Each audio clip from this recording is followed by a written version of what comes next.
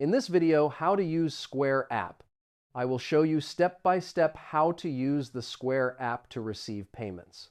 First, open the App Store on your phone. Search for Square in the search bar. Tap the Square app in the results. Now tap the Install or Get button. Wait for the app to download and install. After that, open the Square app. Log in to your account using your email and password. If you do not have an account, tap Sign Up. Enter the requested information to create your account. After logging in, you will see the main app screen. Now tap the option called Charge or Payment. Enter the amount you want to charge the customer. Confirm the amount shown on the screen.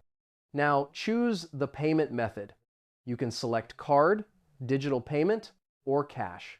If paying by card, insert or tap the customer's card. Wait for the payment confirmation. The app will show if the payment was approved. You can send a receipt by email or message.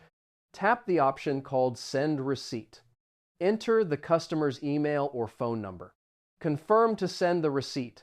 This is how you can use the Square app to receive payments easily.